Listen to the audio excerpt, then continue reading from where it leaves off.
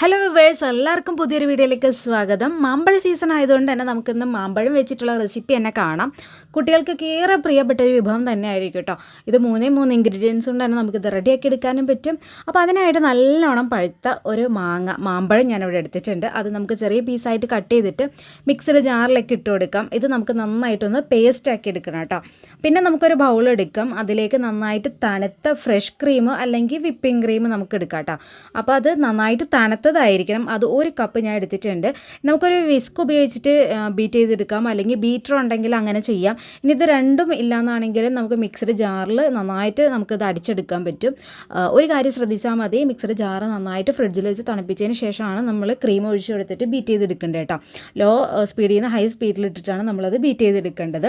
പിന്നെ ഇത് നന്നായിട്ടൊന്ന് ബീറ്റ് ചെയ്തതിന് ശേഷം 2-3 ടേബിൾ സ്പൂണോളം പഞ്ചസാര പൊടിച്ചതും കൂടെ ഇതിലേക്ക് ചേർത്ത് കൊടുക്കണം കേട്ടോ. എന്നിട്ട് നന്നായിട്ട് ബീറ്റ് ചെയ്തെടുക്കണം.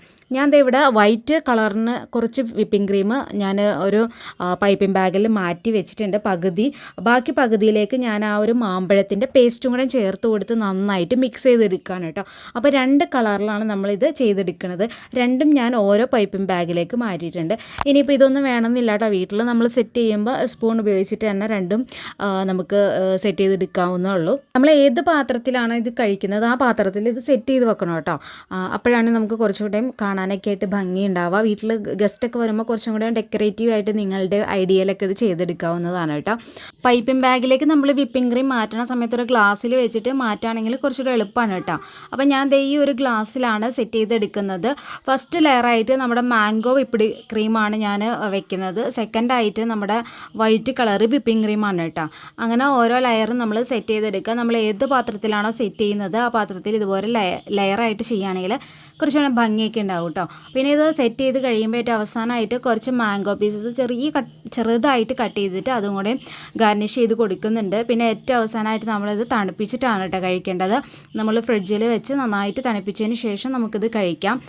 ഗസ്റ്റൊക്കെ വരുന്നുണ്ടെങ്കിൽ നമുക്ക് തലേ ദിവസം തന്നെ ഇത് സെറ്റ് ചെയ്ത് വെക്കാവുന്നതാണ് കേട്ടോ. കുട്ടികൾക്കൊക്കെ ഒരുപാട് ഇഷ്ടപ്പെടും, അത് പറയേണ്ട ആവശ്യമില്ലല്ലോ. അപ്പോൾ എല്ലാവരും ഒന്ന് ട്രൈ ചെയ്ത് നോക്കാം കേട്ടോ. ഏറ്റവും കുറഞ്ഞത് 2 മണിക്കൂറെങ്കിലും ഇതൊന്ന് തണുപ്പിക്കണം കേട്ടോ.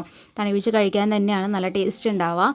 അപ്പോൾ എല്ലാവരും ട്രൈ ചെയ്ത് നോക്കിയിട്ട് ഫീഡ്ബാക്ക്സ് അറിയിക്കുക. വീഡിയോ ഇഷ്ടമാവുന്നുണ്ടെങ്കിൽ ലൈക്ക് ചെയ്യുക, എൻ്റെ ചാനൽ ഫോളോ ചെയ്യുക കേട്ടോ. അപ്പോൾ മറ്റൊരു റെസിപ്പിയായിട്ട് നമുക്ക് വീണ്ടും കാണാം. അതുവരെ ഓക്കെ, ബൈ, താങ്ക്